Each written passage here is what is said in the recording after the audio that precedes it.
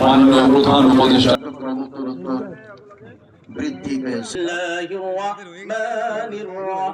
গুম, খুন, হত্যা, লুণ্ঠন, সেটা আমাদের এই শিক্ষা দিয়েছে যে এই ব্যবস্থার পরিবর্তন ছাড়া আমরা আর অগ্রসর হতে পারব না। কিন্তু আমরা তো এক জায়গায় দাঁড়িয়ে থাকার জন্য মুক্তিযুদ্ধ করি নাই, আমরা তো পিছিয়ে পড়ার জন্য মুক্তিযুদ্ধ করি নাই, আমরা তো একটা স্বাধীন রাষ্ট্র প্রতিষ্ঠা করার জন্য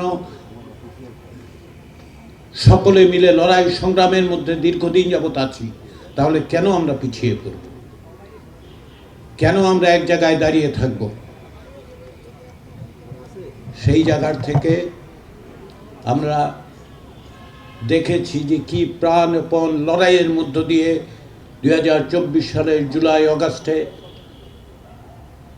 আমাদের তরুণরা, আমাদের সকল নাগরিক সম্মিলিতভাবে প্রতিরোধ রচনা করেছিলেন এবং একটি ফ্যাসিবাদী শক্তিকে পরাস্ত করে তার প্রধানকে পলায়নে বাধ্য করেছেন। লক্ষ্য করে দেখুন, কেবল একজন প্রধানমন্ত্রী বলে কথিত ব্যক্তি পালিয়ে যাননি, তার মন্ত্রিসভার সকলে, তার তৈরি করা সাজানো বাগান হিসেবে যে পার্লামেন্ট ছিল তার সদস্যরা পর্যন্ত পালিয়ে যেতে বাধ্য হয়েছেন। জনগণের রোষ যখন তৈরি হয় তখন পালানো ছাড়া আর কোনো পথ থাকে না। সেই জায়গার থেকেই আমাদেরকে বেরিয়ে আসতে হবে, সেই জায়গার থেকেই আমরা এগিয়ে যেতে চাইব। তারই একটি পথ হচ্ছে, তারই একটি সম্ভাবনা হচ্ছে গণভোট।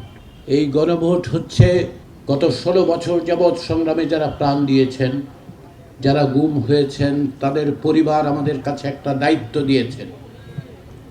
যারা প্রাণ দিয়েছেন, প্রাণ দেবার পর আমাদের একটা দায়ে বদ্ধ করেছেন যে মায়ের বুক খালি হয়েছে, সে মা আমাদেরকে এই প্রতিশ্রুতি দিয়েছেন, এই দায়িত্ব দিয়েছেন যে আমরা যেন এই দেশের এই পরিস্থিতির পুনরাবৃত্তি না ঘটে তার ব্যবস্থা করি, যেন ভবিষ্যতে কোনো মায়ের কোল খালি না হয়, যেন কাউকে নির্যাতিত না হতে হয়, যেন কাউকে গুম হতে না হয়, বিচার বহির্ভূত হত্যার শিকার হতে না হয়। সেই ব্যবস্থার জন্যই আসলে শুধু আমরা না, শুধু সরকার নয়, বাংলাদেশের অধিকাংশ রাজনৈতিক দল যারা গণতন্ত্রে বিশ্বাস করেন তাদের সম্মিলিত চেষ্টায় এই জাতীয় সনদ তৈরি হয়েছে।